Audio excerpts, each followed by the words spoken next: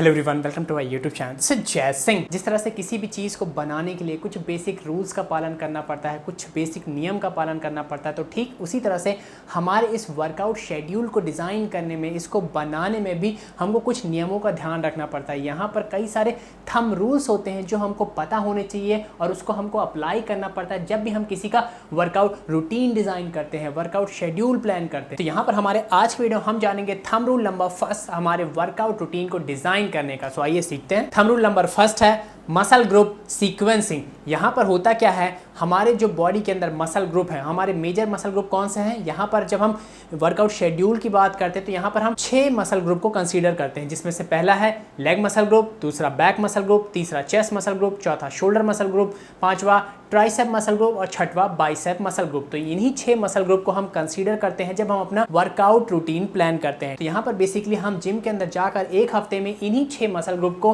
Predominant रूप से train करते हैं। और इनको ट्रेन करने के लिए जो हम वर्कआउट शेड्यूल बनाते हैं, जो वर्कआउट रूटीन बनाते हैं, वहां पर जो आपको पहला रूल हमेशा फॉलो करना है वह है मसल ग्रुप सीक्वेंसिंग। और यह रूल कहता है कि exercise sequence should be from the larger muscle group to the smaller muscle group. यहाँ पर अगर हम इस थंब रूल को आसान सी भाषा में समझे तो यह कहता है कि हमको हमारी जो सबसे बड़ी मसल ग्रुप है उसको हफ्ते के सबसे पहले दिन ट्रेन करना चाहिए, फिर उसके बाद उससे जो छोटी मसल है उसको, फिर उसके बाद उससे छोटी मसल है जो उसको, और सबसे आखिर में जो मसल ग्रुप सबसे छोटा है उसको ट्रेन करना चाहिए। तो यहाँ पर अगर हम जो जिम के अंदर 6 मसल ग्रुप को हम ट्रेन करते हैं मेन रूप से, अगर उनके साइज के हिसाब से उनको ऑर्डर में रखें तो यहाँ पर सबसे पहले कौन सी मसल आएगी, जरा गेस करिए। आपने सही गेस किया। यहाँ पर आपकी जो सबसे बड़ी मसल ग्रुप है वह है लेग मसल ग्रुप। यहाँ पर हमारे पूरे स्केलेटन मसल ग्रुप का जो 50% हिस्सा होता है वह हमारे लोअर बॉडी में होता है, हमारे लेग्स में होता है। तो यहाँ पर लेग को सबसे ऊपर रखेंगे। तो यहाँ पर डे फर्स्ट में जो हफ्ते का पहला दिन होगा वहाँ पर हम ट्रेन करेंगे लेग्स। फिर लेग्स के बाद जो लेग से छोटी मसल है वो कौन सी आती है, ज़रा सोचिए। हाँ, आपने सही सोचा। जो बैक मसल ग्रुप होता है वह हमारा लेग मसल ग्रुप से छोटा मसल ग्रुप है। तो डे 2 में हम ट्रेन करेंगे कौन सी, बैक मसल ग्रुप। फिर जरा सोचिए कि जो हमारा बैक मसल ग्रुप है उससे छोटा कौन सा मसल ग्रुप है हमारे बॉडी में। हाँ, आपने सही सोचा, हमारा चेस्ट मसल ग्रुप हमारे बैक मसल ग्रुप से छोटा है। तो यहाँ पर हमारा जो डे 3 है वहाँ पर हम ट्रेन करेंगे चेस्ट। अब चेस्ट से छोटा मसल ग्रुप कौन सा है, हाँ, शोल्डर। हमारे शोल्डर मसल ग्रुप हमारे चेस्ट मसल ग्रुप से छोटा है। तो यहाँ पर डे नंबर 4 में आएगा शोल्डर। अब यहाँ पर जो शोल्डर मसल ग्रुप से छोटा मसल ग्रुप है वह कौन सा है, हाँ, आप सही सोच रहे हैं, हमारा जो ट्राइसेप मसल ग्रुप होता है वह हमारे शोल्डर मसल ग्रुप से छोटा है। तो यहाँ पर हमारे डे नंबर 5 में आएगा ट्राइसेप। और जो हफ्ते का लास्ट दिन है डे नंबर 6, यहाँ पर जो सबसे छोटा मसल ग्रुप हमारे बॉडी में प्रेजेंट है वह है बाइसेप मसल ग्रुप। तो डे नंबर 6 में आएगा बाइसेप मसल ग्रुप। तो यह एक सही सीक्वेंस होता है हम जब वर्कआउट रूटीन प्लान करते हैं फुल बॉडी का अपने हफ्ते के 6 दिन के लिए। तो यहाँ पर इस तरह से आपको सीक्वेंस रखना है। जो सबसे बड़ी मसल है उसको सबसे पहले ट्रेन करना है, फिर उससे छोटी मसल, फिर उससे छोटी मसल, फिर उससे छोटी मसल, फिर उससे छोटी मसल, और लास्ट सबसे छोटी मसल ग्रुप है उसको ट्रेन करना है। तो जब भी आप किसी का workout routine, workout schedule design करें तो वहां पर आपको जो थंब रूल फर्स्ट है हमारा मसल ग्रुप सीक्वेंसिंग, उसको फॉलो करना चाहिए। और मसल ग्रुप सीक्वेंसिंग क्या बोलता है कि जो हमारे बॉडी की सबसे बड़ी मसल ग्रुप है उसको हफ्ते के शुरू में ट्रेन करना चाहिए और फिर धीरे धीरे करके जो मसल ग्रुप छोटा है उससे उसकी तरफ बढ़ना चाहिए। तो यहाँ पर जब हम अपने थंब रूल नंबर फर्स्ट को फॉलो करते हुए किसी इंसान का 6 दिन का स्प्लिट डिजाइन करते हैं सिंगल बॉडी पार्ट, तो वहां पर आपको इस तरह का वर्कआउट रूटीन देखने को मिलेगा, जहां पर डे नंबर 1 में लेग है, डे नंबर 2 पे बैक है, डे नंबर 3 पे चेस्ट है, डे नंबर 4 पे शोल्डर है, डे नंबर 5 पे ट्राइसेप है और डे नंबर 6 पे बाइसेप है। तो इस तरह का डे 6 तक 6 दिन का हफ्ते में आपको वर्कआउट रूटीन डिजाइन करना है अगर आप सिंगल मसल मारते हैं एक दिन में तो, ठीक है। और यहाँ पर 7वें दिन संडे जो आ रहा है वहाँ पर आपको कंप्लीट रेस्ट लेना है। यहाँ पर कुछ लोग के मन में एक डाउट आ रहा हो कि यहाँ पर एब्स को क्यों नहीं ट्रेन कर रहे हैं, एब्स भी तो एक बहुत बड़ा मसल ग्रुप है। और कुछ लोग के मन में ये भी डाउट आ रहा है कि यहाँ पे फोर आर्म को क्यों नहीं ट्रेन कर रहे हैं। तो मैं यहाँ पर आपको बता दूँ, जैसे कि हमने पहले ही बताया कि आपको जब हम जिम के अंदर जाते हैं तो हम प्रीडोमिनेटली कौन सी मसल मारते हैं, हम प्रीडोमिनेटली इन्हीं 6 मसल ग्रुप में फोकस करते हैं। और दूसरी बात क्या होती है, जो हमारा एब्स मसल ग्रुप होता है, जो हमारा फोरआर्म होता है, ये एक तरह के स्टेबलाइजर मसल है। कहने का मतलब जब भी आप इन मसल ग्रुप की एक्सरसाइज परफॉर्म करते हैं तो इन मसल ग्रुप की एक्सरसाइज को परफॉर्म करने के दौरान इनडायरेक्ट रूप से आइसोमेट्रिक कॉन्ट्रैक्शन के रूप में आइसोमेट्रिकली हमारे एब्स एंगेज हो जाते हैं, हमारे फोरआर्म्स एंगेज हो जाते हैं। फॉर एग्जांपल आप खड़े होकर इस तरह से मिलिट्री प्रेस मार रहे हैं तो यहाँ पर क्या हो रहा है, आपके एब्स आपकी बॉडी को स्टेबलाइज कर रहे हैं। यहाँ पर जब आप अपने बाइसेप के लिए हैमर कर्ल्स मारते हैं तो उस हैमर कर्ल्स को परफॉर्म करने में हमारी फोरआर्म की muscle as a stabiliser muscle काम करती है, उस एक्शन को स्टेबलाइज करती है। तो यहाँ पर इनडायरेक्ट रूप से हमारी फोरआर्म की मसल ट्रेन हो जा रही है। तो इसलिए मैंने एब्स को, फोरआर्म्स को हमारे इन बॉडी स्प्लिट्स में नहीं रखा। यहाँ पर बस आप इतना समझ लीजिए कि अगर आप अपने एब्स को ट्रेन करना चाहते हैं, अपने फोरआर्म्स को ट्रेन करना चाहते हैं तो इनके लिए 2-3 एक्सरसाइज ले लीजिए और इसके 3-4 सेट मार लीजिए और आप किसी भी मसल ग्रुप के साथ इनको अटैच कर सकते हैं और इनको ट्रेन कर सकते हैं। बेसिकली क्या होता है, आपके जो एब्स हैं, जो फोरआर्म है, ये एक आलू की तरह होते हैं। जैसे आलू किसी भी सब्जी में फिट हो जाता है ना, तो हमारे ये एब्स, फोरआर्म्स किसी भी वर्कआउट के दिन में फिट हो जाते हैं, किसी भी मसल ग्रुप की ट्रेनिंग में भी फिट हो जाते हैं। ठीक है, तो आप इनको किसी के साथ भी ट्रेन कर सकते हैं। और इसको कैसे बेस्ट अप्रोच रहेगा इनको एब्स को ट्रेन करने के लिए, इसके लिए मैं एक अलग से वीडियो बनाऊंगा, उस वीडियो का इंतजार करिए। और वैसे भी जैसे हम सुनते आए, abs are made in kitchen, आप एक अच्छी डाइट फॉलो किए बिना एब्स अपने नहीं बना सकते हैं। ठीक है, सो इस बात का ध्यान रखिएगा। सो आई होप आप ये जो रूल नंबर 1 है, मसल ग्रुप सीक्वेंसिंग, अच्छी तरह से समझ गए होंगे। अगर हम इसको एक दूसरे एग्जाम्पल की मदद से समझे तो आप इस तरह से इसको समझ सकते हैं कि जैसे आप जब एग्जाम में पेपर लिखते हैं तो आप क्या करते हैं, वहाँ पर जो सबसे ज़्यादा मार्क्स का क्वेश्चन होता है उसको सबसे पहले सॉल्व करते हैं, सबसे अच्छे तरीके से सॉल्व करते हैं। तो ठीक इसी तरह से यहाँ पर जब हम वर्कआउट अपना परफॉर्म करते हैं, वर्कआउट रूटीन डिज़ाइन करते हैं, तो वहाँ भी हमको देखना चाहिए कि जो सबसे बड़ा मसल ग्रुप है उसको हफ्ते में सबसे पहले ट्रेन करें और फिर हफ्ते के पहले दिन सबसे बड़ा मसल ग्रुप ट्रेन करने के बाद आपको दूसरे दिन उससे छोटा मसल ग्रुप ट्रेन करना है, फिर तीसरे दिन उससे छोटा मसल ग्रुप ट्रेन करना है, चौथे दिन उससे छोटा मसल ग्रुप ट्रेन करना है, 5वें दिन उससे छोटा मसल ग्रुप और लास्ट हफ्ते का जो 6वां दिन है वहाँ पर आपको सबसे छोटे मसल ग्रुप को ट्रेन करना है और डे 7 में आपको रेस्ट लेना है, संडे रेस्ट, कंप्लीट रेस्ट, ताकि आपकी बॉडी जो आपने 6 दिन ट्रेनिंग की है उससे रिकवर हो सके। तो वीडियो में अभी तक हमने जाना कि अगर आप हफ्ते में 6 दिन जिम जाते हैं तो किस तरह से आप सिंगल मसल ग्रुप को फुल बॉडी स्प्लिट परफॉर्म करें। तो यहाँ पर इस तरह का आपको रूटीन परफॉर्म करना है। अब बात करते हैं उन लोग की जो हफ्ते में सिर्फ 5 दिन जिम जाते हैं, जिनके पास ये डे 6 नहीं होता, तो वो कैसे सिंगल मसल ग्रुप को स्प्लिट करें। ठीक है, तो यहाँ पर क्या करना होता है, जो आपका ये बाइसेप और ट्राइसेप है 5वें दिन और 6वें दिन, तो यहाँ पर हम क्या करते हैं, बाइसेप और ट्राइसेप को दोनों कंबाइन करके ट्रेन करते हैं और उसको हम बोलते हैं आर्म्स डे। तो यहाँ पर ऐसे लोग जिनका पास हफ्ते में से 5 दिन है जिम जाने के लिए, तो वो इस तरह से अपना वर्कआउट स्प्लिट तैयार करें सिंगल मसल ग्रुप। तो यहाँ पर आप क्या देख सकते हैं कि डे 1 में तो लेग है, डे 2 बैक है, डे 3 चेस्ट है, डे 4 शोल्डर है और डे 5 में आ गया आर्म्स डे। आर्म्स डे में आपको बाइसेप और ट्राइसेप को कंबाइन करके ट्रेन करना है। आप बेसिकली आप इस आर्म्स डे में 3 एक्सरसाइज ट्राइसेप की मान लीजिए, 3 एक्सरसाइज बाइसेप की मान लीजिए, तो ये भी पर्याप्त रहता है। यहाँ पर एक डाउट आता है कि बाइसेप और ट्राइसेप में से कौन सा पहले परफॉर्म करें आर्म्स डे के दिन। तो यहाँ पर आपको क्या ध्यान रखना है कि जो आपका आर्म्स डे है, डे नंबर 5, यहाँ पर जो आर्म्स डे है, यहाँ पर आप जिम के अंदर जाते ही पहले अपना ट्राइसेप मसल का पूरा वर्कआउट परफॉर्म करें, उसके बाद बाइसेप मसल ग्रुप का वर्कआउट परफॉर्म करें, क्योंकि ट्राइसेप बड़ा है इसलिए उसको पहले ट्रेन करें, फिर उसके बाद बाइसेप मसल ग्रुप को ट्रेन करें। ठीक है, और यहाँ पर कुछ लोग के मन में यह भी डाउट आ सकता है कि आर्म्स डे हो गया वो काफ़ी बड़ा हो गया, मतलब बाइसेप भी है ट्राइसेप भी है, तो इसका जो साइज़ है मसल का वो ज़्यादा हो गया शोल्डर वाले से। तो यहाँ पर आप क्या कर सकते हैं,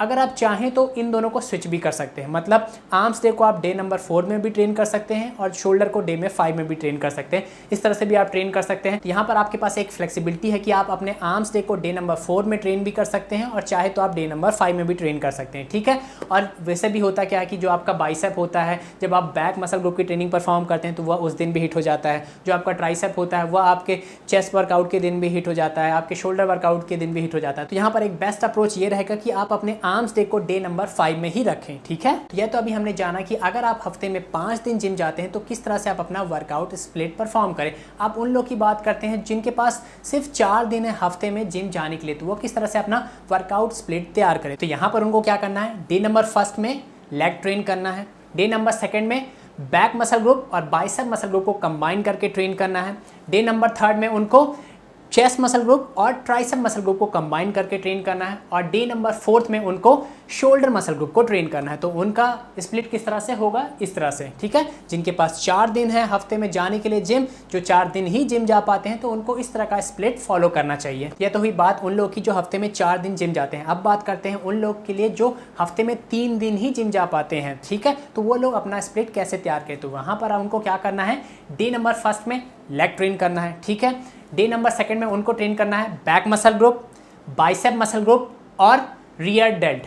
रियर डेल्ट मतलब आपका जो ये डेल्ट का पिछला हिस्सा है, ठीक है। रियर डेल्ट को उनको डे 2 में कंबाइन करना है बैक मसल ग्रुप के साथ और बाइसेप मसल ग्रुप के साथ। और उनको डे 3 में क्या ट्रेन करना है, chest muscle group, tricep muscle group और फ्रंट डेल्ट और लेटरल डेल्ट, ठीक है। तो यहाँ पर आपको डे 3 में उनको इस तरह से ट्रेनिंग परफॉर्म करनी है। यह तो हमने जाना वर्कआउट स्प्लिट उन लोगों के लिए जो हफ्ते में 3 दिन जिम जा पाते हैं। अब बात करते हैं उन लोग के लिए जो हफ्ते में सिर्फ 2 ही दिन जिम जा पाते हैं। यहाँ पर इनको किस तरह से ट्रेन करना है, इनको डे नंबर 1 में परफॉर्म करनी है अपने लोअर बॉडी की ट्रेनिंग, लेग्स की ट्रेनिंग परफॉर्म करनी है, और डे नंबर 2 में इनको परफॉर्म करनी है अपर बॉडी की ट्रेनिंग। यहाँ पर मेक श्योर करेंगे कि बैक मसल ग्रुप की एक्सरसाइज लें, फिर चेस्ट मसल ग्रुप की एक्सरसाइज ले लें कुछ, फिर शोल्डर की एक्सरसाइज ले लें कुछ, फिर एक एक्सरसाइज ट्राइसेप की ले लें, एक एक्सरसाइज बाइसेप की ले लें। तो इस तरह से इनको अपर बॉडी की सारी मसल ग्रुप के कुछ ना कुछ एक्सरसाइज को पिक करना है, और इनका जो सीक्वेंस रहेगा वो इस तरह से ही रहेगा कि पहले बैक की एक्सरसाइज लें, फिर चेस्ट की एक्सरसाइज लें, फिर शोल्डर की एक्सरसाइज लें, फिर ट्राइसेप की एक्सरसाइज लें, फिर बाइसेप की एक्सरसाइज लें। ये तो हमने जाना कि किस तरह से उन लोग को ट्रेन करना है जो हफ्ते में 2 ही दिन जिम जा पाते हैं। अब बात करते हैं उन लोग के लिए जो हफ्ते में सिर्फ 1 ही दिन जिम जा पाते हैं। तो उनके लिए मेरा बेस्ट सजेशन यही है कि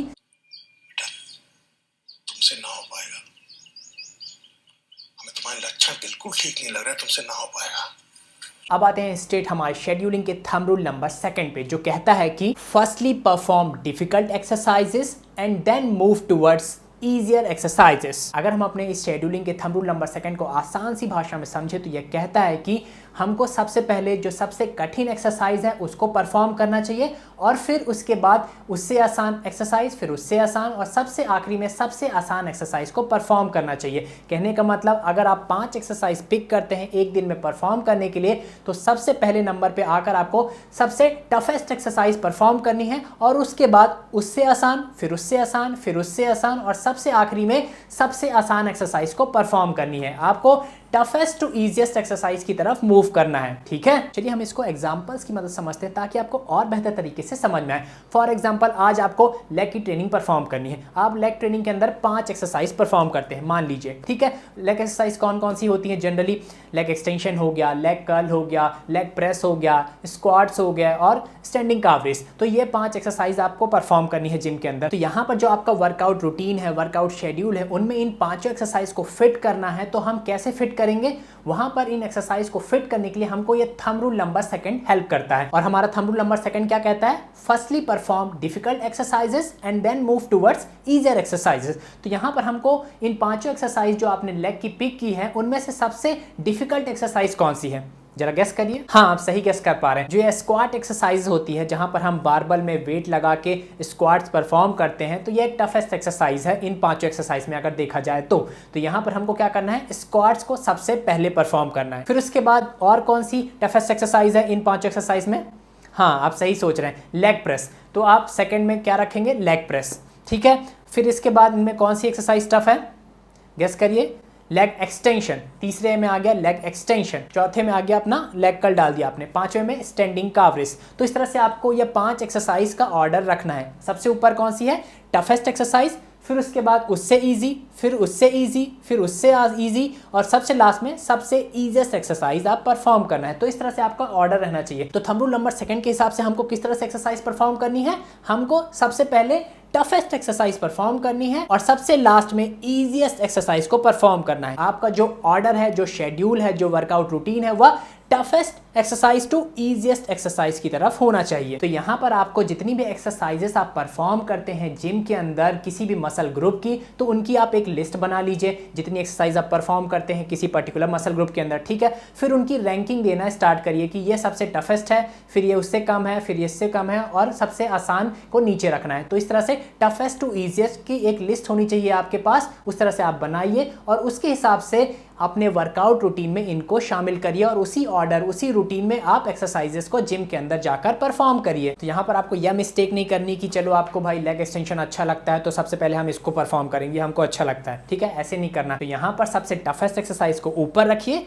और फिर आसान एक्सरसाइज की तरफ बढ़िए, ठीक है। और यहाँ पर एक सावधानी प्रिकॉशन जो आपको हमेशा बरतना है वह यह है कि जिम के अंदर जाते ही टफेस्ट एक्सरसाइज में मत कूद जाइए। सबसे पहले अपने बॉडी का अच्छे तरीके से वार्म अप परफॉर्म करिए। वार्म अप में क्या क्या एक्सरसाइज परफॉर्म करते हैं इसके बारे में डिटेल में वीडियो मैंने बनाया है, उसका लिंक आपको नीचे डिस्क्रिप्शन बॉक्स में मिल जाएगा। तो सबसे पहले आप अपनी बॉडी को अच्छे से वार्म अप कर लीजिए, फिर उसके बाद अपनी टफेस्ट एक्सरसाइज में आइए, जिसमें से जो पहला सेट होता है टफेस्ट एक्सरसाइज का उसको as a warm up set perform करिए, ठीक है। फॉर एग्जांपल अगर आप स्क्वाट्स एक्सरसाइज मारते हैं तो खाली सिर्फ बारबल से 15 से 20 रेपिटेशन मारिए, आपका फर्स्ट सेट होगा जो एक वार्म अप सेट होगा। इस वार्म अप सेट को आप वर्किंग सेट मत मानिए, इसको अपने शेड्यूल में मत लिखिए। तो सिंपली जो सबसे टफेस्ट एक्सरसाइज है उसका आइए पहला सेट एक as a warm up set मान लीजिए, जहां पर आप हल्के फुल्के वेट से उसकी कुछ 15-20 रेपिटेशंस मान लिए। उसके बाद जो नेक्स्ट सेट आएंगे वो वर्किंग सेट होंगे जहां पर आप तगड़े से वेट उठाइए। चलिए इस थंब रूल नंबर सेकंड को एक और एग्जांपल की मदद समझते हैं ताकि आपको और बेहतर तरीके से समझ में आ जाए। फॉर एग्जांपल चलिए आप बैक मसल ग्रुप की ट्रेनिंग परफॉर्म करिए, ठीक है। यहाँ पर आप 5 एक्सरसाइज पिक कर लीजिए अपने बैक मसल ग्रुप के,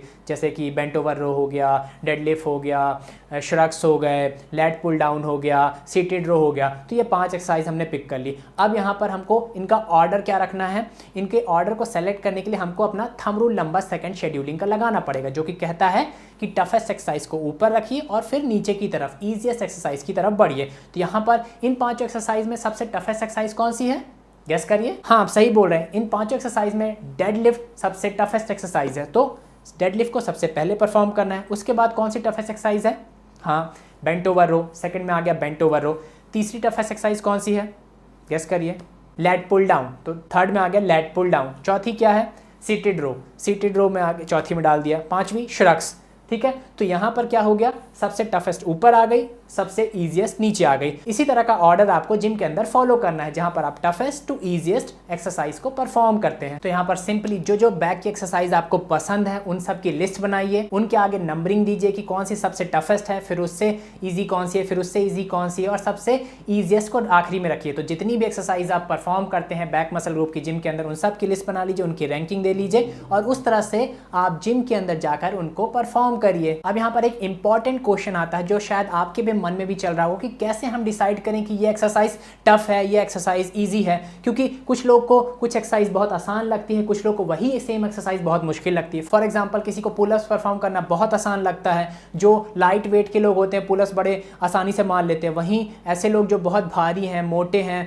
वो पुलअप्स नहीं परफॉर्म कर पाते हैं, उनको ये टफ लगता है। वहीं अगर इसके अपोजिट बात करें तो कुछ लोग को डेडलिफ्ट एक्सरसाइज परफॉर्म करना बड़ा आसान लगता है, लेकिन जो पतले दुबले लोग हैं जो अभी भी जिम ज्वाइन किए हैं उनसे डेडलिफ्ट होती नहीं है। वहीं जो मोटे लोग हैं, जो तगड़े लोग हैं, वो डेडलिफ्ट बड़ी आसानी से परफॉर्म कर सकते हैं, तो वो उनके लिए डेडलिफ्ट बड़ा आसान से एक्सरसाइज है। तो इस तरह से कंफ्यूजन हो जाता है कि टफेस्ट एक्सरसाइज कौन सी है, ईजीएस्ट एक्सरसाइज कौन सी है। वैसे ही और बात करें तो फॉर एग्जांपल किसी को लंजेस परफॉर्म करना बहुत टफ लगता है, किसी को स्क्वाट परफॉर्म करना बहुत टफ लगता है। तो इस तरह से बहुत सारा कंफ्यूजन क्रिएट हो जाएगा यहाँ पर कि किस तरह से हम डिसाइड करें कि कौन सी एक्सरसाइज टफेस्ट एक्सरसाइज है, कौन सी एक्सरसाइज ईजीएस्ट एक्सरसाइज है, और किस तरह से इनको ऑर्डर में प्लेस करें और परफॉर्म करें। तो इस कंफ्यूजन को दूर करने के लिए आपको जो हमारे thumb rule number 3rd, 4th, 5th, 6th इनके बारे में बात करेंगे उसको समझना पड़ेगा। जब आप ये सारे थंब रूल नंबर समझ लेंगे तो आपको ये डिसाइड करना बहुत ही आसान हो जाएगा कि कौन सी एक्सरसाइज टफ है, कौन सी एक्सरसाइज ईजी है, और फिर आप बड़े आराम से एक्सरसाइज को सही ऑर्डर में प्लेस करके परफॉर्म कर सकते हैं। Coming straight to the topic, scheduling का थंब रूल नंबर 3rd कहता है कि ऑलवेज बिगिन विथ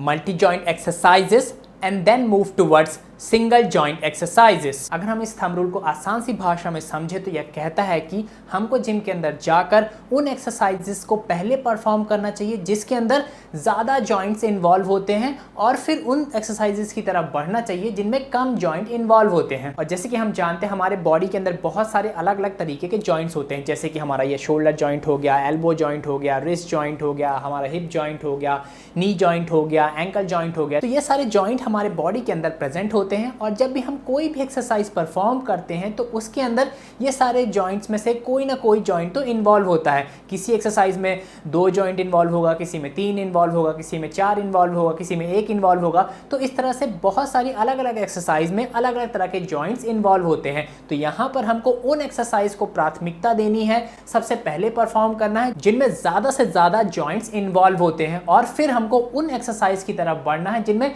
कम से कम जॉइंट इन्वॉल्व होते हैं। चलिए इस चीज़ को एक्सरसाइज की मदद समझते हैं ताकि आपको और बेहतर तरीके से समझ में आए। फॉर एग्जाम्पल, जब आप स्क्वाट एक्सरसाइज परफॉर्म करते हैं तो यहाँ पर जब भी आप एक्सरसाइज के स्टार्ट पॉइंट पे रहते हैं तो वहाँ पर जो जो एंगल इन्वॉल्व हो रहे हैं उसको कंसीडर करना है। फॉर एग्जाम्पल, जैसे कि आप देख पा रहे होंगे यहाँ पर मैं स्क्वाट एक्सरसाइज के स्टार्ट पॉइंट पे हूँ, तो यहाँ पर आप देख पिए नज़र डालिए कौन कौन से एंगल इन्वॉल्व हो रहा है हमारे बॉडी के। तो जैसे कि आप फर्स्ट में देख रहे हैं हमारा एंकल जॉइंट के बीच एंगल बन रहा है, यहाँ पर हमारी टीबिया बोन और हमारे पैर के पंजों के बीच कुछ एंगल बन रहा है, और जैसे ही हम एंड पॉइंट की तरफ बढ़ेंगे तो ये एंगल चेंज हो जाता है। तो यहाँ पर हमको यह एक जॉइंट मिल गया। दूसरा जॉइंट कौन सा है? हमारे नी जॉइंट पे आप नज़र डालिए, यहाँ पर हमारी फीमर बोन और हमारी टीबिया बोन के बीच एक एंगल बन रहा है, और जैसे ही हम स्टार्ट पॉइंट से एंड पॉइंट की तरफ बढ़ेंगे तो यह एंगल चेंज हो जाएगा। तो यह हमारा हो गया दूसरा जॉइंट। तीसरा, यहाँ पर आप हिप जॉइंट पे आप देख सकते हैं, जब हम स्टार्ट पॉइंट से एंड पॉइंट की तरफ बढ़ेंगे तो यह जो एंगल है हमारे हिप जॉइंट पे वो चेंज हो जाएगा। ठीक है, तो यह हमारा तीसरा जॉइंट हो गया। तो इस तरह से आप किसी भी एक्सरसाइज को एनालाइज करके यह जान सकते हैं कि उसके अंदर कितने जॉइंट्स इन्वॉल्व हो रहे हैं। चलिए एक और एग्जांपल लेते हैं। फॉर एग्जांपल, जब आप लेग एक्सटेंशन एक्सरसाइज परफॉर्म करते हैं तो यहाँ पर इस लेग एक्सटेंशन एक्सरसाइज को परफॉर्म करने के दौरान जब आप स्टार्ट पॉइंट से एंड पॉइंट तक पहुँचते हैं इस एक्सरसाइज की, तो यहाँ पर केवल आपके घुटनों में आपका जो नी जॉइंट है उसके बीच का एंगल चेंज होता है। तो यहाँ पर हम क्या देख सकते हैं कि सिर्फ एक ही जॉइंट इन्वॉल्व हो रहा है हमारी लेग एक्सटेंशन एक्सरसाइज के दौरान। तो इसी तरह से आप जितनी भी एक्सरसाइज जिम के अंदर परफॉर्म करते हैं उनकी एक लिस्ट बनाइए, उसके आगे उस एक्सरसाइज को एनालाइज करके लिख दीजिए कि कितने जॉइंट इन्वॉल्व होते हैं। ठीक है, अब यहाँ पर आपको क्या करना है, जब आप अपना वर्कआउट रूटीन बनाते हैं, शेड्यूलिंग तैयार करते हैं, वर्कआउट प्लान बनाते हैं, तो वहाँ पर आपको उन एक्सरसाइज को ऊपर रखना है जिनमें ज़्यादा से ज़्यादा जॉइंट इन्वॉल्व होते हैं। फॉर एग्जांपल, किसी में अगर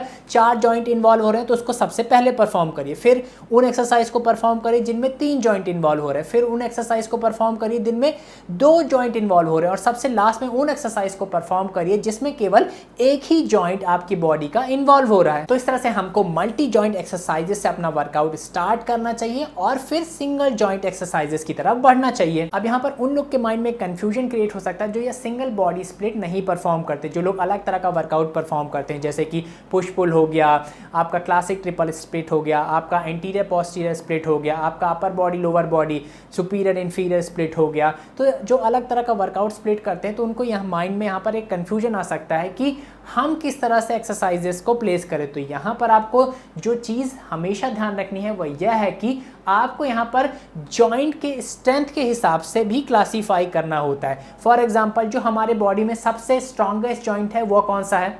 गेस करिए। हाँ, आप सही गेस कर पा रहे हैं। हमारा जो हिप जॉइंट होता है हमारे बॉडी का सबसे स्ट्रॉन्गेस्ट जॉइंट होता है। ठीक है, तो सबसे पहले नंबर पे आप रखिए हिप जॉइंट। फिर दूसरा स्ट्रॉन्गेस्ट जॉइंट कौन सा होता है? हमारा नी जॉइंट। फिर उसके बाद एंकल जॉइंट, फिर उसके बाद हमारा शोल्डर जॉइंट, फिर उसके बाद हमारा एल्बो जॉइंट, फिर उसके बाद आता है हमारा रिस्ट जॉइंट। तो यहाँ पर आपको इस तरह से एक्सरसाइज को क्लासीफाई करना है कि जो सबसे स्ट्रॉन्गेस्ट जॉइंट की एक्सरसाइजेस हैं उनको आप सबसे पहले परफॉर्म करिए और फिर आप उन एक्सरसाइजेस की तरफ बढ़िए जो सबसे कम जॉइंट को इन्वॉल्व करती हैं। तो यहाँ पर आपको एक्सरसाइजेस को इस तरह से ऑर्डर में रखना है कि आपको यहाँ पर जिस एक्सरसाइज में सबसे ज़्यादा जॉइंट इन्वॉल्व हो रहे हैं और सबसे स्ट्रॉन्गेस्ट जॉइंट इन्वॉल्व हो रहा है तो उसको सबसे पहले परफॉर्म करना है, और फिर इसी तरीके से हर एक्सरसाइज को प्लेस करते हुए सबसे लास्ट में उस एक्सरसाइज को परफॉर्म करना है जिसपे सबसे कम जॉइंट इन्वॉल्व हो रहे हैं और सबसे कमज़ोर जॉइंट इन्वॉल्व हो रहा है। अब यहाँ पर एक और कन्फ्यूजन जो अक्सर लोग के माइंड में आता है वह यह है कि अगर कोई 2 एक्सरसाइज है, फॉर एग्जांपल एक्सरसाइज ए और एक्सरसाइज बी,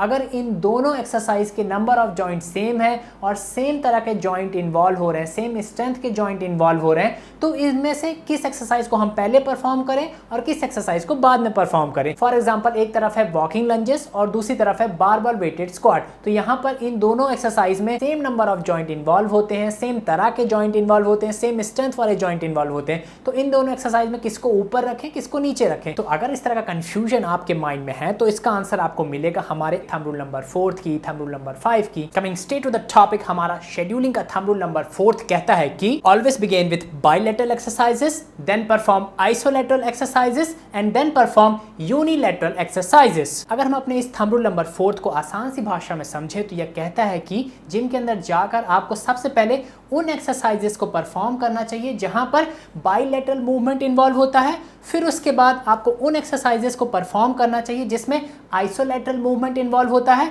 और सबसे लास्ट में उन एक्सरसाइजेस को परफॉर्म करना चाहिए जिसमें यूनिलैटरल मूवमेंट इन्वॉल्व होता है। अगर आपको यहाँ पर ये नहीं पता है कि बाइलेटरल, आइसोलेटरल और यूनिलैटरल मूवमेंट क्या होते हैं तो आप हमारे फिटनेस कोर्स का जो सीरियल वाइज पीडीएफ लिंक है उसके एक्सरसाइज क्लासिफिकेशन सेक्शन में जाइए, जहां पर वीडियो नंबर 48 में मैंने बात की है एक्सरसाइज क्लासिफिकेशंस के बारे में, जहां पर हमने बाइलेटरल, आइसोलेटरल, यूनिलैटरल मूवमेंट क्या होते हैं इसके बारे में डिटेल में हर चीज कवर की है। अगर आप हमारा ये फिटनेस कोर्स कर रहे हैं तो मेक श्योर आप इस पीडीएफ को जरूर डाउनलोड कर लीजिए। इसके अंदर 273 वीडियोस मिलेंगे हमारे इस फिटनेस कोर्स से रिलेटेड, जहां पर आप एक क्लिक करके डायरेक्ट वीडियो तक पहुंच सकते हैं। यहाँ पर सबसे अच्छी बात इसकी यह है कि आपको हमारे चैनल के अंदर आकर वीडियोस को ढूंढना नहीं पड़ेगा, आपको हर चीज एक पीडीएफ के अंदर मिल जाएगी। बस क्लिक करिए, वीडियो तक पहुंचिए। इस पीडीएफ का लिंक मैं नीचे डिस्क्रिप्शन बॉक्स में डाल दूंगा, आप वहां से इसे डाउनलोड कर सकते हैं। जैसे कि हमने अपने इस फिटनेस कोर्स में पढ़ा है कि हम एक्सरसाइज को 5 तरीकों से क्लासीफाई करते हैं, जिसमें से पहला क्लासिफिकेशन होता है लिम्ब वाइज क्लासिफिकेशन। लिम्स कहने का मतलब होता है हमारे हाथों को, हमारे पैरों को हम लिम्स बोलते हैं। तो जब हम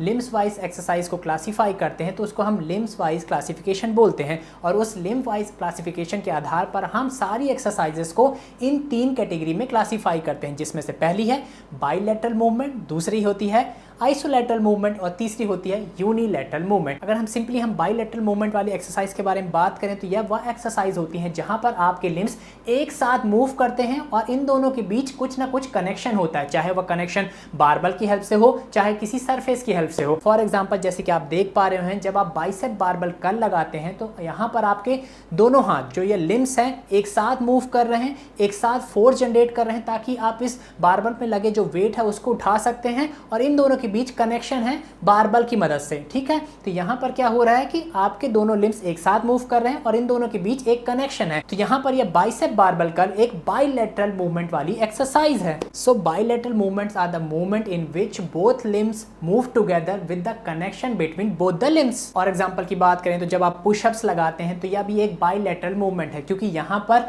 आपके दोनों हाथ एक साथ मूव कर रहे हैं और आपका जो सरफेस है वह एक कनेक्शन दे रहा है दोनों हाथ के बीच, तो यह एक बाइलेटरल मूवमेंट हो रही है। और एग्जांपल के बारे में बात करें, जब आप इस तरह से लेग प्रेस लगाते हैं तो यहाँ पर आपके दोनों पैर एक साथ मूव कर रहे हैं और इन दोनों पैरों के बीच हमारे लेग प्रेस मशीन का जो पैड है उसकी मदद से कनेक्शन है, तो यह एक बाइलेटरल मूवमेंट वाली एक्सरसाइज है। वहीं अगर हम बात करें आइसोलेटरल मूवमेंट वाली एक्सरसाइज की, तो यहाँ पर इस आइसोलेटरल मूवमेंट वाली एक्सरसाइज में आपके लिम्स एक साथ तो मूव करते हैं लेकिन इनके बीच कोई कनेक्शन नहीं होता। फॉर एग्जाम्पल जब आप डंबल लेटरल रेस परफॉर्म करते हैं, जैसे कि मैं यहाँ पर परफॉर्म कर रहा हूँ, तो यह एक आइसोलेटरल मूवमेंट वाली एक्सरसाइज है, क्योंकि यहाँ पर आपके दोनों हाथ एक साथ तो मूव कर रहे हैं लेकिन इन दोनों हाथों के बीच कोई भी एक्सटर्नल कनेक्शन नहीं है। So isolateral movements are those movement in which both limbs move together with no connection between them. और वहीं बात करें यूनिलैटरल मूवमेंट वाली एक्सरसाइज की, तो यह वह एक्सरसाइज होती है जहां पर आपका एक लिम्ब एक टाइम पर मूव करता है। फॉर एग्जाम्पल जब आप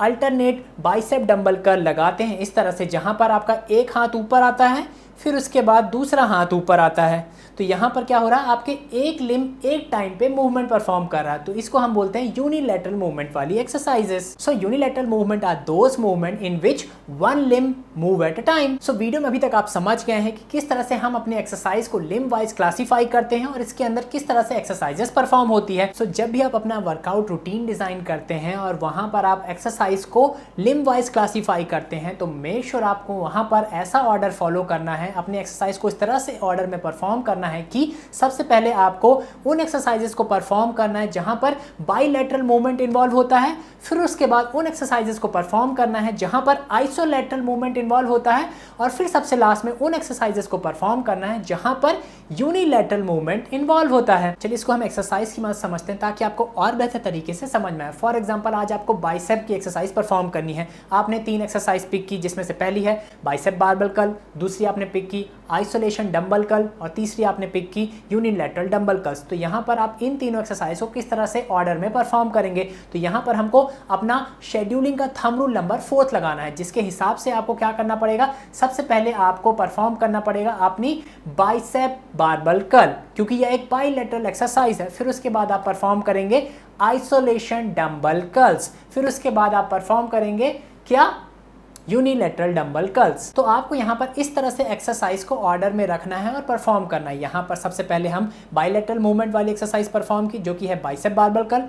दूसरी फिर हमने आइसोलेटरल मूवमेंट वाली एक्सरसाइज परफॉर्म की, जो कि है आइसोलेटरल डंबल कर्ल, और तीसरी हमने परफॉर्म की यूनिलैटरल मूवमेंट वाली एक्सरसाइज, जो कि है यूनिलैटरल डंबल कर्ल। तो इस तरह से आपका एक्सरसाइज का सीक्वेंस होना चाहिए, ऑर्डर होना चाहिए। इसी तरह के ऑर्डर में आपको एक्सरसाइजेस को परफॉर्म करना चाहिए। अब यहाँ पर आपके मन में एक क्वेश्चन चल रहा हो कि आखिर हम इस तरह का सीक्वेंस क्यों फॉलो करें। तो मैं यहाँ पर आपको बता दूं, जैसे कि फॉर एग्जांपल आपके पास 1 घंटा एक्सरसाइज करने के लिए, ठीक है, तो आप इनको 3 पार्ट में डिवाइड कर लीजिए। कितना हो गया, 20 मिनट 20 मिनट 20 मिनट्स, ठीक है।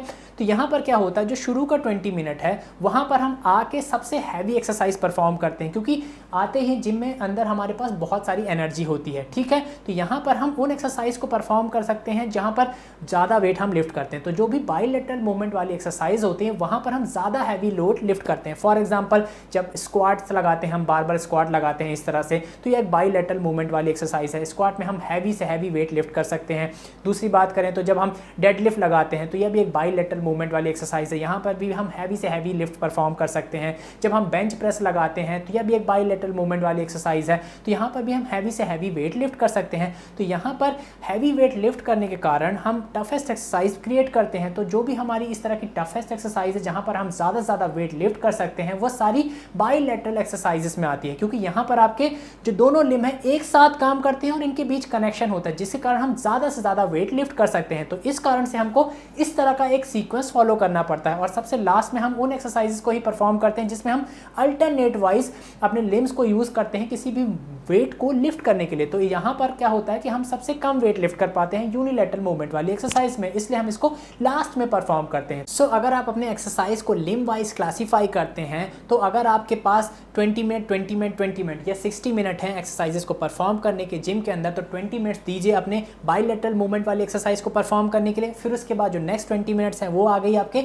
आइसोलेटरल मूवमेंट वाली एक्सरसाइज को परफॉर्म करने के लिए, और लास्ट का जो 20 मिनट है उसमें आप परफॉर्म करिए यूनिलैटरल मूवमेंट वाली एक्सरसाइजेस। तो इस तरह से आपको यहाँ पर एक्सरसाइज का सीक्वेंस रखना है, जहाँ पर आप बाइलेटरल मूवमेंट वाली एक्सरसाइज से एक्सरसाइज स्टार्ट करेंगे और खत्म करेंगे यूनिलैटरल मूवमेंट वाली एक्सरसाइज से। सो यहाँ पर जो हमारे ये थंब रूल नंबर 4 होता है शेड्यूलिंग का, ये बहुत काम आता है जब आप वर्कआउट रूटीन डिजाइन करते हैं, और खासतौर से तब काम आता है जब आप अटक जाते हैं वर्कआउट रूटीन को डिजाइन करते वक्त, क्योंकि जब हम थंब रूल नंबर 1, 2 और 3 अप्लाई करते हैं और कुछ एक्सरसाइज ऐसी निकल के आती हैं कि दोनों सेम लेवल की लग रही हैं भाई, तो किसको ऊपर परफॉर्म करें किसको नीचे परफॉर्म करें। जैसे कि मैंने आपको पिछले वीडियो में जहां पर हमने थंब रूल नंबर 3 के बारे में बात की थी, वहां पर एक एग्जांपल दिया था कि जो हमारी स्क्वाट एक्सरसाइज होती है और जो हमारी यह वॉकिंग लंजेस एक्सरसाइज है, तो इन दोनों को हम किस तरह से प्लेस करें, ऊपर प्लेस करें या नीचे प्लेस करें। तो यहाँ पर मैं आपको बता दूं कि जैसे कि अगर हम यह वाला थंब रूल नंबर 4 अप्लाई करते हैं, तो यहाँ पर हमसे क्या मिलता है कि हमको बाइलेटरल मूवमेंट वाली एक्सरसाइज पहले परफॉर्म करनी चाहिए।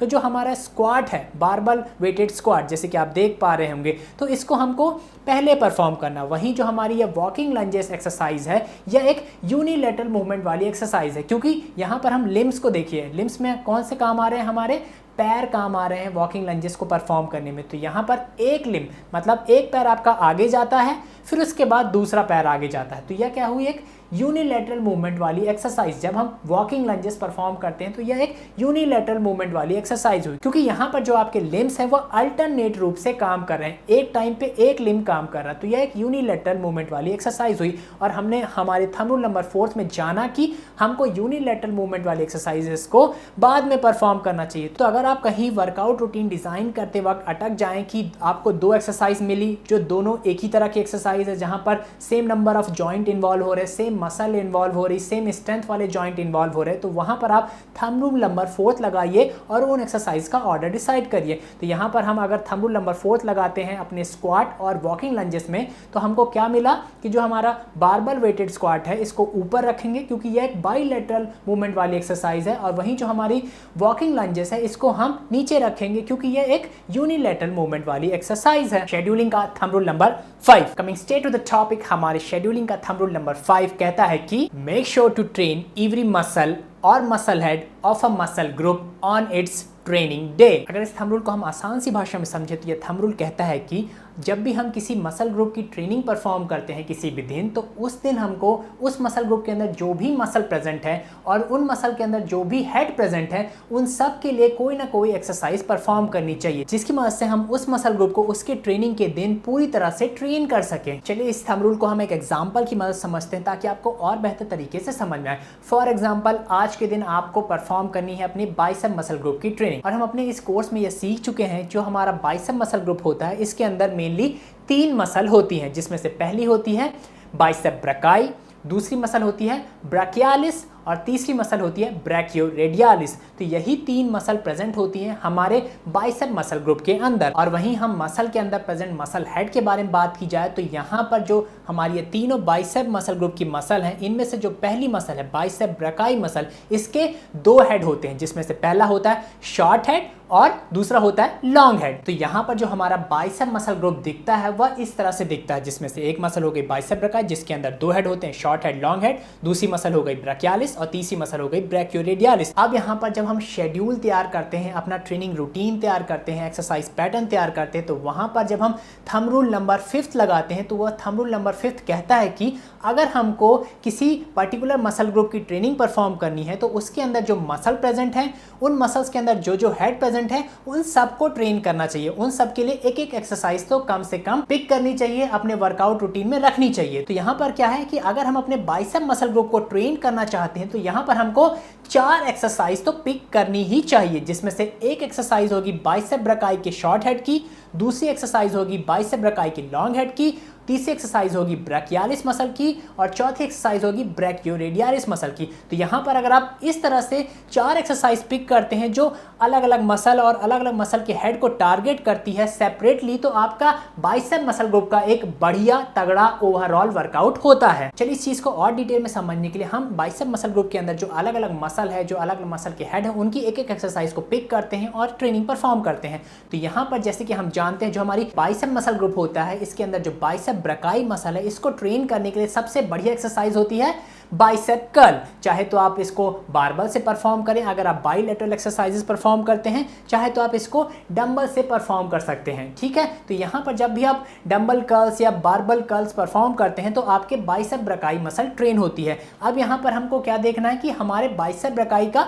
शॉर्ट हेड को अगर हमको ट्रेन करना है तो हमको मेनली सुपाइन ग्रिप रखनी पड़ती है। सिंपली यहाँ पर जब हम डंबल को इस तरह से पकड़ते हैं तो यह होती है सुपाइन ग्रिप, जब हम डंबल को इस तरह से पकड़ते हैं तो यह होती है न्यूट्रल ग्रिप या फिर हम इसको हैमर ग्रिप बोलते हैं, और जब हम डंबल को इस तरह से पकड़ते हैं तो यह होती है प्रोनेटेड ग्रिप। तो यहाँ पर मैंने क्या किया है, जो डंबल को इस तरह से सुपाइन ग्रिप में होल्ड किया है और मैं डंबल कर्ल्स परफॉर्म कर रहा हूँ। तो जब आप इस तरह से डंबल को सुपाइन ग्रिप में होल्ड करके डंबल कर्ल्स परफॉर्म करते हैं तो यह प्रीडोमिनेंटली टारगेट करता है आपके बाइसेप ब्रैकाई के शॉर्ट हेड पे। और वहीं जब आपको बाइसेप ब्रैकाई के लॉन्ग हेड को ट्रेन करना हो तो हमको इस डंबल को न्यूट्रल ग्रिप में होल्ड करना पड़ता है, जिसको हम हैमर ग्रिप भी बोलते हैं। जैसे कि आप देख पा रहे होंगे मैंने डंबल को हैमर ग्रिप में होल्ड किया है। तो जब आप इस तरह से हैमर ग्रिप में डंबल कर्ल्स परफॉर्म करते हैं तो यह प्रीडोमिनेंटली मेन रूप से आपके बाइसेप ब्रैकाई के लॉन्ग हेड को टारगेट करता है, ट्रेन करता है। तो इस तरह से डंबल की मदद से आप अपने बाइसेप मसल ग्रुप की बाइसेप ब्रैकाई मसल के दोनों हेड, शॉर्ट हेड और लॉन्ग हेड को ट्रेन कर सकते हैं 2 डिफरेंट एक्सरसाइज से। अगर सेट्स और रेपिटेशंस की बात की जाए तो यहाँ पर आप 3-3 सेट्स परफॉर्म कर सकते हैं इन दोनों एक्सरसाइज के, और हर सेट में आपको 8 to 15 रेप रेंज रखना है रेपिटेशंस परफॉर्म करना है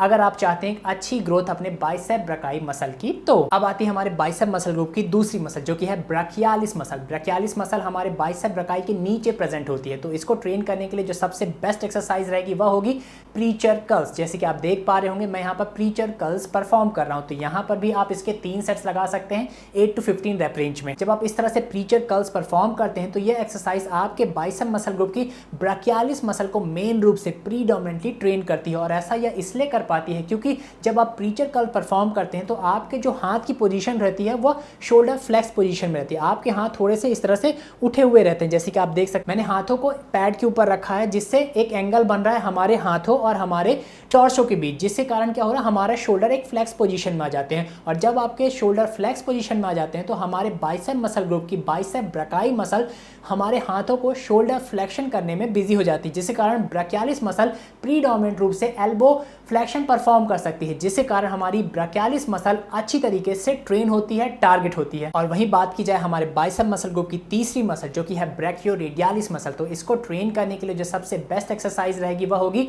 रिवर्स केबल कर्ल। जैसे कि आप इस समय देख रहे हैं मैं यहाँ पर रिवर्स केबल कर्ल परफॉर्म कर रहा हूँ। यहाँ पर मेनली क्या होता है हम बारबल को प्रोनेटेड ग्रिप में होल्ड करते हैं, इस तरह से ग्रिप में होल्ड करते हैं और एल्बो फ्लेक्शन परफॉर्म करते हैं, जिससे प्रीडोमिनेंट रूप से हमारी ब्रैकियोरेडियालिस मसल ट्रेन होती है, टारगेट होती है। तो इस तरह से जब हमने अपने बाइसेप मसल ग्रुप को ट्रेन किया, जहां पर हमने बाइसेप मसल ग्रुप के अंदर जो जो मसल आती हैं और उन मसल के अंदर जो जो हेड है उन सब के लिए एक एक एक्सरसाइज परफॉर्म की, तो इससे क्या होता है हमारे बाइसेप मसल ग्रुप का ओवरऑल कंप्लीट पूरा ट्रेनिंग परफॉर्म हो जाता है, जिससे क्या होगा आपके बाइसेप मसल ग्रुप के ग्रो होने के चांसेस बहुत बढ़ जाते हैं। तो इसी तरह से हमको अपने बाकी मसल ग्रुप की भी ट्रेनिंग परफॉर्म करना चाहिए। उस मसल ग्रुप के अंदर जितने भी मसल आती हैं उनकी कम से कम एक एक एक्सरसाइज पिक करें, उन मसल के अंदर जितने हेड आते हैं उनकी कम से कम एक एक एक्सरसाइज तो जरूर परफॉर्म करें, जिससे उस मसल ग्रुप की ओवरऑल एक ट्रेनिंग परफॉर्म हो सके। फॉर एग्जाम्पल के बारे में बात की जाए तो फॉर एग्जाम्पल जब आप ट्राइसेप मसल ग्रुप की ट्रेनिंग परफॉर्म करते हैं तो हम जानते हैं कि जो हमारा ट्राइसेप मसल ग्रुप होता है इसके अंदर सिर्फ एक ही मसल होती है जो होती है ट्राइसेप ब्रैकाई मसल। इस ट्राइसेप ब्रैकाई मसल के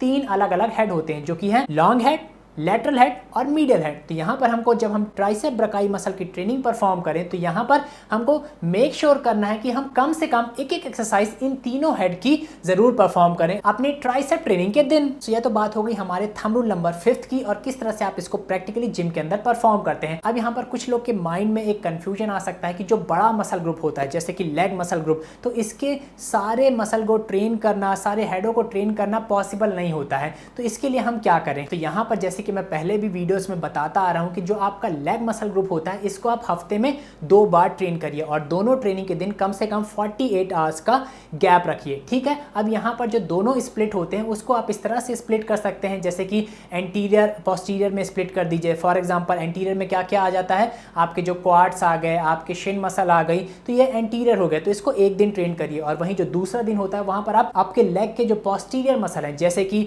ग्लूट्स हो गया, हैमस्ट्रिंग हो गया, काफ्स हो गया, तो उनको ट्रेन करिए। तो जब आप इस तरह से सेपरेट करके ट्रेन करेंगे तो आप लेग की अलग अलग मसल को ट्रेन कर सकते हैं और बड़े इफेक्टिवली ट्रेन कर सकते हैं, जिससे आपकी लेग मसल की ग्रो होने के चांसेस बहुत बढ़ जाते हैं। और यहाँ पर एक और क्वेश्चन जो अक्सर लोग के माइंड में आता है कि ऐसे लोग जो double body part, triple body part एक दिन में परफॉर्म करते हैं तो वो कैसे ट्रेनिंग परफॉर्म करें, क्योंकि उनके लिए पॉसिबल नहीं होगा कि हर मसल ग्रुप की एक एक मसल की ट्रेनिंग परफॉर्म करे, हर मसल के जो हेड है उनकी ट्रेनिंग परफॉर्म करे। तो इसके लिए वो लोग क्या कर सकते हैं कि आप लोग कंपाउंड मूवमेंट पे शिफ्ट होइए। फॉर एग्जांपल आप बैक और चेस्ट की ट्रेनिंग एक दिन में परफॉर्म करते हैं साथ ही साथ। तो यहाँ पर क्या होता है, जो हमारा बैक मसल ग्रुप है काफी बड़ा मसल ग्रुप है, इसके अंदर 7 अलग अलग मसल प्रेजेंट है। अगर आप सातों मसल की एक एक एक्सरसाइज परफॉर्म करने जाएंगे तो पूरा वर्कआउट का जो टाइम है वो सिर्फ बैक परफॉर्म करने में ही चला जाएगा, आप चेस्ट परफॉर्म नहीं कर पाएंगे। तो इसके लिए हमको क्या करना पड़ता है, कंपाउंड मूवमेंट की एक्सरसाइज परफॉर्म करनी पड़ती है, जिसके कारण क्या होता है एक एक्सरसाइज में ही हमारे बैक मसल ग्रुप की अलग अलग मसल की ट्रेनिंग परफॉर्म हो जाती है। फॉर एग्जांपल जब आप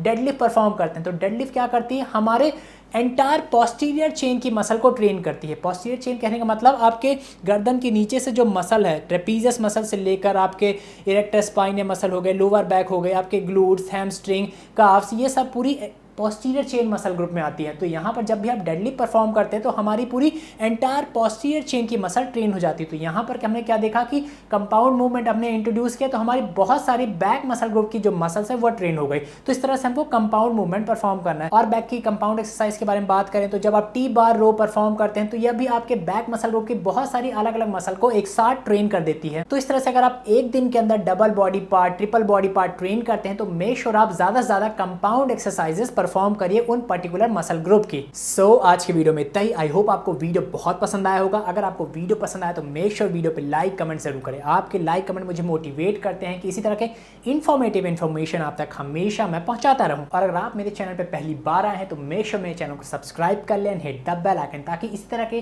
क्लासिफाइड इन्फॉर्मेशन आपसे मिस ना हो। Thanks for watching it. Stay healthy, stay fit. Bye. Jai Hind.